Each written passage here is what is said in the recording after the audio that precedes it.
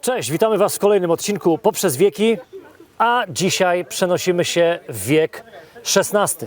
Naszym gościem jest Adam Christ z Ogólnopolskiego Stowarzyszenia Braci Rycerskiej Maleus Maleficarum. Witam Cię Cześć. serdecznie, witam wszystkich słuchaczy. I porozmawiamy dzisiaj o bardzo ciekawej formacji wojskowej, która jest, można powiedzieć, takim produktem tamtych czasów, czyli o XVI-wiecznych najemnikach, landsknechtach. Tu gwoli ścisłości powiem od razu, że słowo landsknecht nie ma nic wspólnego z lancą, bo wywodzi się od dwóch słów land, czyli kraj, oraz knecht, czyli pieszy żołnierz, czyli taki żołnierz w służbie kraju. Właściwie sługa. Sługa. Stąd też się bierze angielskie słowo knight, które kiedyś się wypowiadało knecht. No tak. Więc Także tutaj języki się bardzo mocno przeplatają. I zacznę w takim razie od pytania, bo jak zwykle stawiam się w sytuacji człowieka, który bardziej zadaje pytania niż zna na nie odpowiedzi. Mamy wiek XVI, czyli renesans. Renesans nam się kojarzy bardzo mocno ze zmianami społecznymi, obyczajowymi, kulturowymi, etc., etc. Ale to też wiąże się bardzo mocno ze zmianami na polach bitew. Odchodzi do przeszłości powoli, a w zasadzie już dosyć szybko, era rycerstwa, takiego rozumianego w klasycznym stylu jako pan feudalny posiada swojego wasala, rycerza, któremu nadaje dobra lenne i on w zamian za to pod przysięgą i w ramach hołdu lennego jest zobowiązany służyć mu w polu przez określony czas w roku. Ta epoka tych ludzi powoli odchodzi do przeszłości, a zajmują to miejsce wojska zaciężne i wojska najemne. Dlaczego? trudno jest odpowiedzieć na to pytanie jednoznacznie. Zwykle przyjmuje się taką odpowiedź, że chodziło o wprowadzenie broni palnej, armat i arkebuzów, czy muszkietów, które nam wojska rycerskie zmiatały z powierzchni ziemi. Jest to niedoprecyzowanie, dlatego że jeszcze przez cały XVI wiek w zasadzie taki ciężko zbrojny rycerz też trzęsie polami bitwy. Działy się tam jeszcze inne rzeczy. W takim świecie, możemy powiedzieć, postdżumowskim. Postdżumowskim, czyli skrót myślowy, tak, po zarazie. Po zarazie. 1314 epidemia dżumy, tak? W tych okresach mniej więcej, kiedy wielu ludzi było zdziesiątkowanych z każdej kasty, bo mimo tego, że społecznie wszyscy mogą być sobie nierówni na różnych poziomach, tak w śmierci wszyscy są równi. No tak. Znamy to z motywu Danse Macabre. Śmierć Tak. tańczy ze wszystkimi.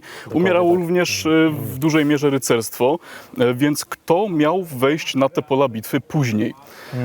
Okazało się, że wojska najemne są bardzo, może nie do końca łatwe, ale prostsze do zorganizowania niż szkolenie rycerza od podstaw. Łatwo jest rekrutować ich w dużych ilościach.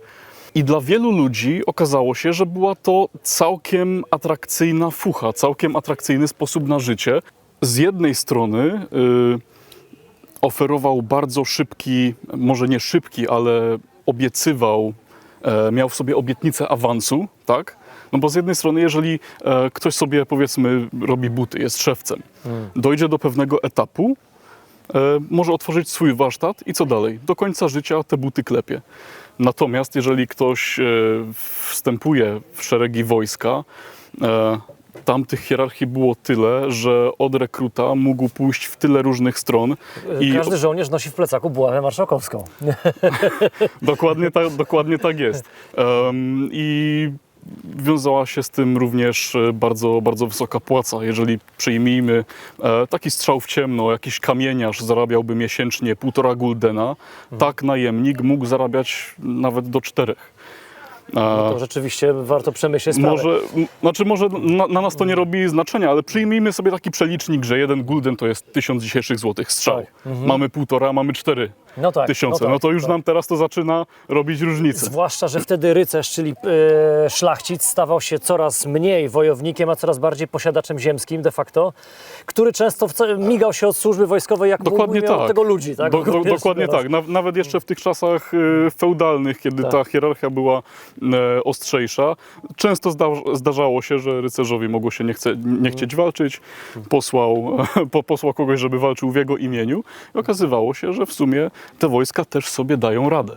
To teraz mam takie pytanie, bo jak już jesteśmy w XVI wieku, to pozwolę sobie przytoczyć bardzo kontrowersyjną postać, jeśli chodzi o XVI-wieczną myśl polityczną. Postać o tyle kontrowersyjną, co uważam, że kontrowersyjną przesadnie, bo jest demonizowany, a jego cytaty są wyjmowane z kontekstu. Tak. Niccolò Machiavelli. Ten Machiavelli dokładnie, który najbardziej znany jego pomysł jest taki, że cel uświęca środki. Tylko też mała dygresja, pamiętajmy o tym, że cel, o którym mówił Machiavelli, to nie jest jakikolwiek cel, tylko to jest tak, bo jeżeli jakikolwiek cel uświęca jakiekolwiek środki, to nie jesteśmy makiawelistą, tylko psychopatą po prostu. Natomiast Machiavelli mówił o bardzo konkretnym celu.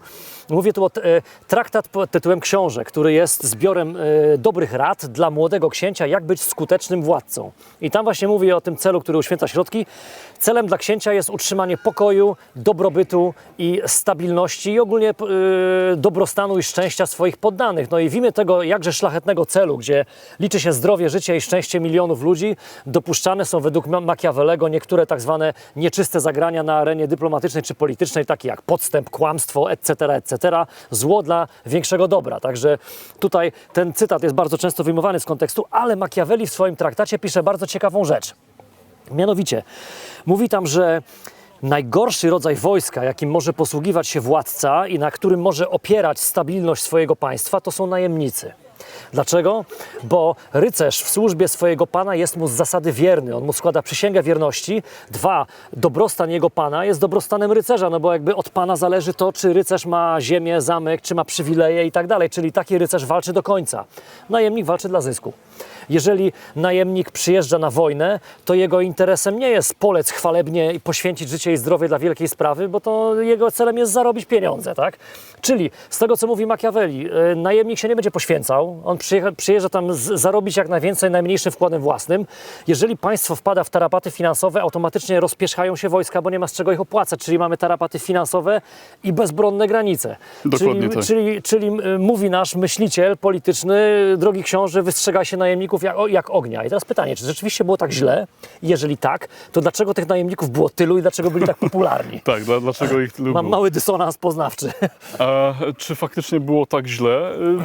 Trudno to stwierdzić, bo były rzeczywiście takie wojska, jak na przykład Landsknechci, którym zależało bardzo na tym, by rzeczywiście taką dyscyplinę, rygor wojskowy wprowadzać i wykształcać w nich takie, powiedzielibyśmy, może pojęcie, poczucie narodowości, choć oczywiście im nasze dzisiejsze pojęcie narodowości było raczej obce. Tak.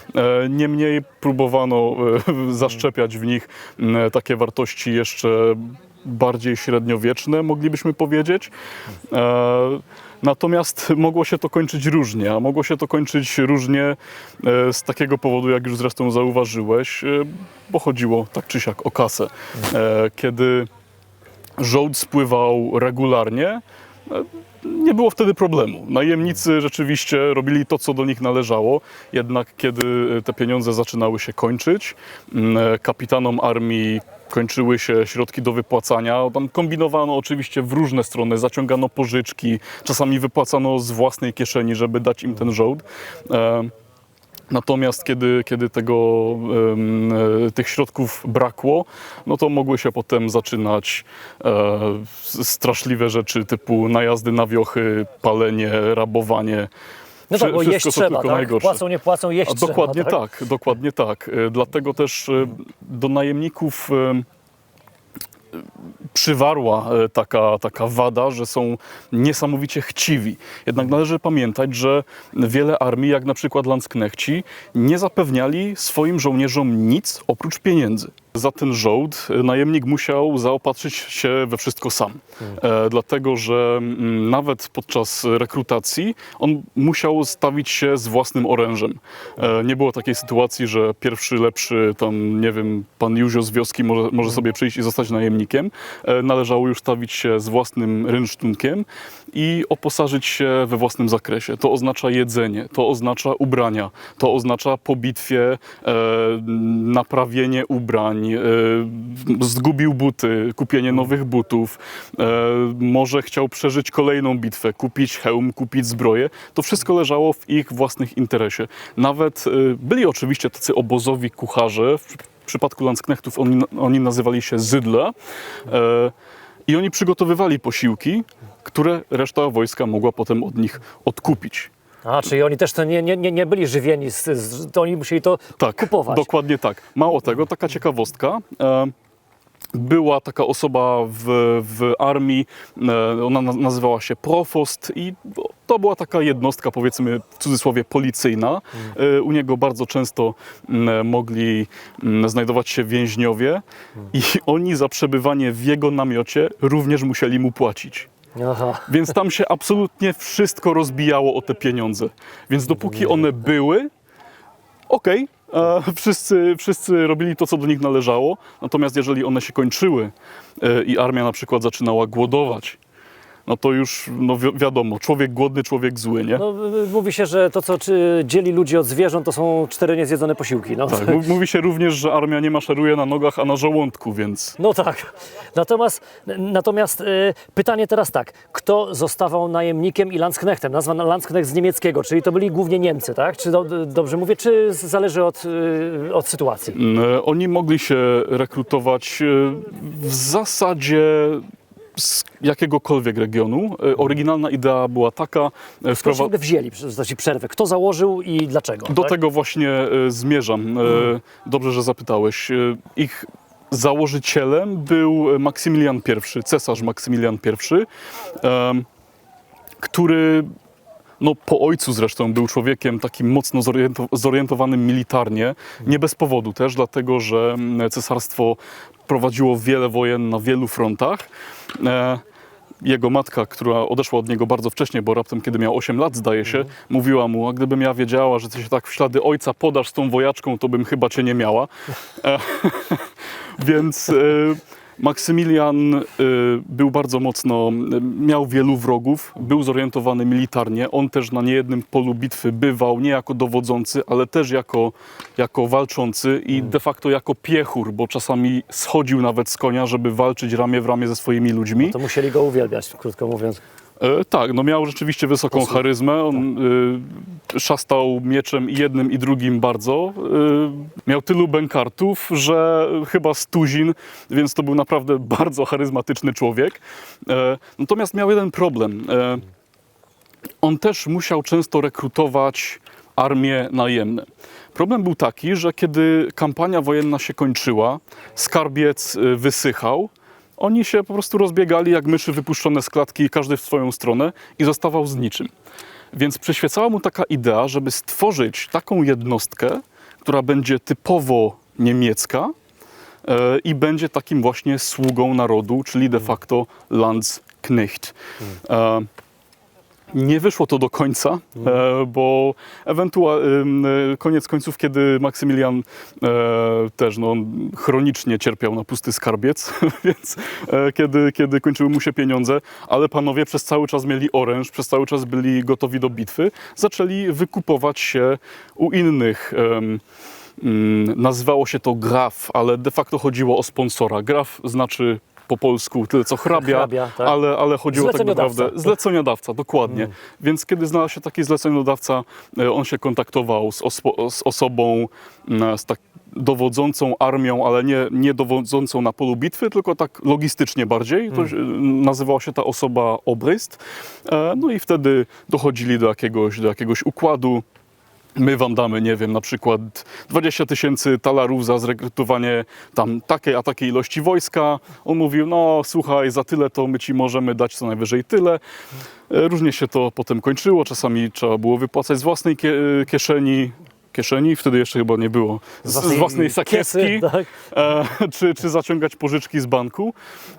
Natomiast to jest początek Landsknechtów. Zaczęli się jako idea takiego idealnego żołnierza, prawda, lojalnego względem cesarza, chociaż wtedy jeszcze to był król Niemiec, w zasadzie król Rzymian, bo to był taki tytuł, który sobie niemieccy władcy nadawali. Tak, po niemiecku König der Römer, więc de facto pierwsza zmianka o Landsknechtach pochodzi z 1486 roku, w tym samym roku, kiedy Maksymilian zostaje królem Rzymian, Niemiec, więc zaczęli jako dosyć taka chlubna idea, ale skończyło się różnie. No dobrze, a powiedz mi tak, kto mógł przystąpić do Landsknechtów? Czy oni wybierali głównie ze szlachty, czy na przykład jak, nie wiem, bogaty gospodarz na wsi miał pieniądze na hełm i miecz, to mógł też się zaciągnąć? Mógł. Były pewne pozycje w ich armii, które zajmowali zwykle szlachcice. Taką pozycją był na przykład Schultheiss czy Schultos. To był taki, możemy powiedzieć, prawnik, ale nie był to taki klasyczny prawnik, to znaczy Landsknechci byli wyjęci spod prawa, możemy powiedzieć, tego cywilnego prawa rzymskiego, które wtedy dominowało w Europie. Z dwóch powodów. Po pierwsze, dla nich to było zupełnie niepraktyczne. Procesy przeciągały się w nieskończoność. Prawnicy też mieli, to jest drugi powód, mieli bardzo śliską reputację. Mogli czasami tam coś nakłamać, żeby przeciągnąć sprawę na swoją stronę czy swojego tam klienta. Landsknechci, no to była taka renesansowa korporacja. Jak najlepsze efekty w jak najkrótszym czasie. Dla nich ten system prawa był zero-jedynkowy. Albo jest winny, albo nie. Jeżeli jest, przychodził kat z mieczem, do widzenia. Ale ważnym było, by tym Schultosem był ktoś z wyższej kasty, możemy powiedzieć, aby budził większy respekt. Ale na ogół najemnikiem mógł zostać każdy, kto stawił się na rekrutację z własnym rynsztunkiem. Mogło się zdarzyć, że tam przyszło sobie jakichś dwóch cwaniaczków, mieli jedną pikę, jeden przeszedł przez rekrutację i chciał wrócić i dać następnemu. Tacy ludzie nazywali się Doppelgänger, czyli ktoś, kto... Zmiennokształtny. Ktoś, to doppel znaczy podwójny, Tak. gängen znaczy przechodzić, No tak? tak, Po niemiecku gäng, ktoś, kto przechodzi podwójnie. Tak. Starano się takich wyplewiać, więc no, niektórzy kombinowali. To był bliźniak, to nie tam. Natomiast na ogół Landsknechtem mógł zostać każdy, kto stawił się na rekrutację z własnym rynsztunkiem. On nawet nie musiał mówić po niemiecku, dlatego że każdy kapitan rekrutujący miał swojego tłumacza, miał swojego skrybę, więc ważne, żeby było rozumieć komendę niemiecką. Dobrze, a czy jeśli chodzi o przekrój społeczny, czy to była głównie szlachta, czy to był rzeczywiście ludzie różnych proweniencji, jacyś, nie wiem, byli przestępcy uciekający przed wyrokami? Styl mieszany. Czyli jednak. Z przestępcami różnie, dlatego że rekrutacja trwała dosyć skrupulatnie. Robiono taki wstępny wywiad, co to jest za delikwent, skąd, jaki zawód, imię ojca. Później, kiedy przychodziło do faktycznej rekrutacji, rekrutacja polegała na tym, żeby zrobić jak największy hałas w mieście. Chodzili bębniarze, fleciści, przechodził kapitan rekrutujący i zwyczajnie ogłaszał, że rekrutacja odbędzie się w tym a tym miejscu o tej godzinie. Każdy, kto przyszedł, był od razu spisywany. Tam na miejscu faktycznej rekrutacji ich wywoływano. Mogło się zdarzyć, na pewno. No, ludzie zawsze byli ludźmi, mogli kombinować. Mógł zdarzyć się jakiś przestępca, uciekinier, który gdzieś tam wszedł w szeregi Landsknechtów. Dla przestępców, dla ludzi, którzy stali się przestępcami już w szeregach Landsknechtów, oprócz kary poprzez na przykład ścięcie, czy tak zwany Sondpik, który był takim, może sobie opowiemy o tym później, to było bardzo charakterystyczne dla Landsknechtów, oni mogli utworzyć także taki oddział, który nazywał się Verlorenhaufen, czyli po niemiecku dosłownie utracona nadzieja, czyli to był taki Kompania oddział... karna? Tak, mogli tam takie mięso armatnie, możemy powiedzieć, którzy brali na siebie tą najcięższą szarżę czy najcięższą salwę. Tam mogli znajdować się przestępcy, jakieś osoby, które, nie wiem, chciały może odkupić swój honor, czy jacyś wolontariusze, więc mogło się pewnie zdarzyć, że jakiś złodziejaszek mógł się tam wkręcić. Natomiast, no, tak jak żeśmy powiedzieli, był to raczej taki tryb mieszany. Dobra, a powiedz mi tak, jak generalnie wyglądała służba w takim oddziale i jak w ogóle wyglądał oddział? Załóżmy, przychodzę, zaciągam się i wyruszamy. I co się dzieje? Jak to wygląda na co dzień? Na co dzień, no przede wszystkim maszerowano długie kilometry, żeby dotrzeć na pole bitwy, czy na pole bitwy, no bardziej pod jakiś teren, który chcemy zająć, no bo takie bitwy polowe, wiadomo, że one mogły się odbywać w różnych miejscach. Większą część też zjadało życie obozowe, trzeba było gdzieś odpocząć, trzeba było porozbijać obozy. A powiedz mi, jak wyglądał taki oddział Landsknechtów, z jakich formacji dokładnie się składał? Czy to była tylko piechota, czy też była na przykład konnica, jazda w tym momencie? Landsknechci z założenia byli żołnierzami pieszymi. Oni składali się przede wszystkim z pikinierów, halabardzistów, arkebuzerów.